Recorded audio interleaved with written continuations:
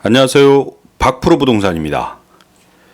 강남에서는 압구정 현대아파트의 재건축이 부동산 투자로 회자되는 대표적인 사례 중에 하나지만 반도체의 도시 원삼에서는 과연 어떤 땅이 가장 비싼 땅일까요? 저는 오늘 이 질문에 세 가지의 답을 준비했습니다. 그런데 원삼에서 가장 비싼 땅이 갖는 의미를 조금만 더 들여다보면 그 질문 안에는 앞으로 원삼의 중심이 어디가 될 것인지에 대한 물음과 나는 원삼 부동산 시장을 이렇게 바라보고 있다는 자기만의 투자 철학이 응답하고 있다는 뜻이기도 합니다. 아무런 행위가 이루어지지 않는 원형지 상태의 토지를 놓고 싸다 혹은 비싸다를 가격으로 논한다는 것은 결국 그 토지의 미래 가치를 둘러싼 저마다의 해석과 예측이 서로 엇갈리고 있는 것입니다. 저는 화두로 꺼낸 원삼에서 가장 비싼 땅으로 원삼의 미래에 대한 한 가지 견해를 말씀드리도록 하겠습니다. 원삼에서 현재 가장 비싼 땅 그 첫 번째는 원삼의 관문 좌항리에 위치한 43,000평 규모의 대규모 사업부지입니다. 전체 면적의 85%, 37,000평이 계획관리입니다. 이 땅에 위치한 원삼의 좌항리는 조선시대 5대 간선도로 중 하나인 영남대로에서 원삼으로 들어오는 관문 역할을 하였던 곳입니다. 조선시대 영남대로는 한양에서 경기도 광주, 용인, 양지를 지나 축산, 충주, 문경세제를 넘어 대구와 부산까지 연결되는 아주 중요한 교통과 문화의 중심축이었습니다. 지금도 원삼을 지나는 17번 국도는 수백 년의 시간과 공간을 넘어 영남대로의 명맥을 고스란히 이어가고 있는 것입니다. 원삼에서 가장 비싼 땅 첫 번째, 이 땅의 시세는 1,000억이 넘습니다. 면적도 면적이거니와 개인적으로 서울 수도권과 원삼, 용인 시내와 원삼을 잇는 관문으로서의 좌항리를 높이 평가하고 있습니다. 좌전이라 불리는 좌항리에는 서울 남부터미널로 직행하는 시외버스가 30분 간격으로 운행되고 있을 정도로 원삼의 교통요지라 할 수 있습니다. 좌항리, 좌전에 대한 이야기는 다음 기회에 조금 더 소개해 드리도록 하고요. 원삼에서 가장 비싼 땅 두 번째는 박프로 부동산에서 앞서 말씀드린 용인 일반산업단지 내 상업시설 용지입니다. 산단 내 상업시설은 총 9,487평이 분양되었으며 이 중 2-2블럭의 매매가 가능합니다. 매매 금액은 355억으로 면적은 2,135평, 평당 1,662만 원이며 건폐율은 80%, 용적률은 700%입니다. 높이 15층까지의 건축이 가능합니다.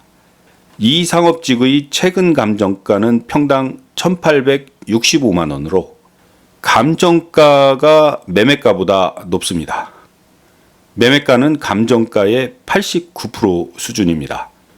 용인 반도체 클러스터 산업단지의 상업시설 용지는 입지와 허용용도 면에서 그 어떤 토지보다도 가치가 높다는 것이 저희 개인적인 견해입니다.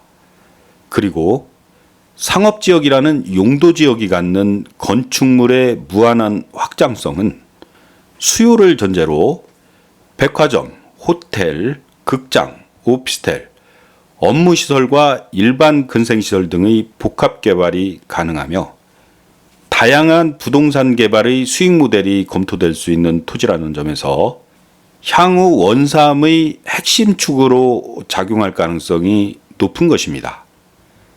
제가 추천드리는 이 상업지역의 용도는 고급 숙박시설 또는 호텔입니다.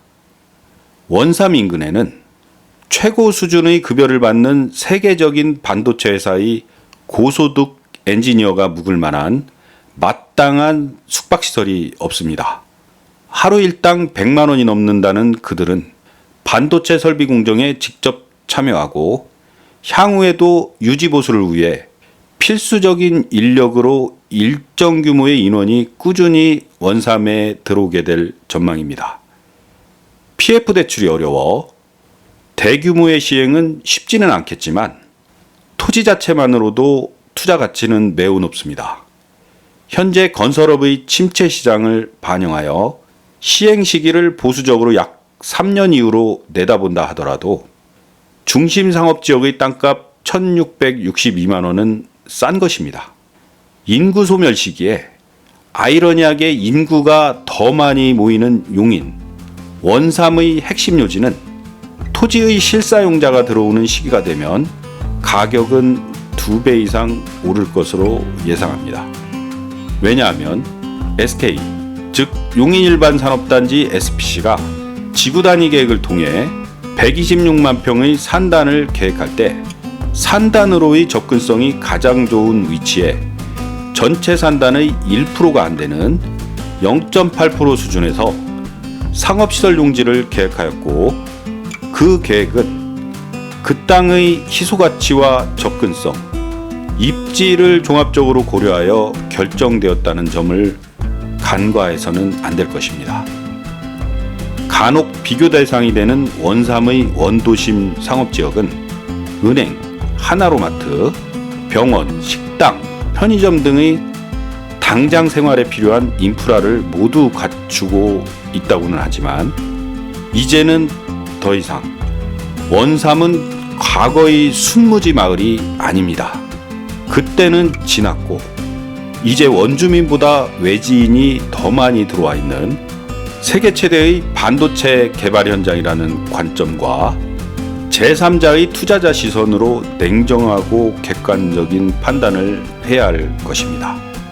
원삼 구도심의 은행은 1금융권이 아닌 단위농협 신협이며 하나로마트는 도시의 젊은 소비자가 원하는 소비 패턴과는 거리가 있고 마트의 가격 면에서 경쟁력이 떨어집니다.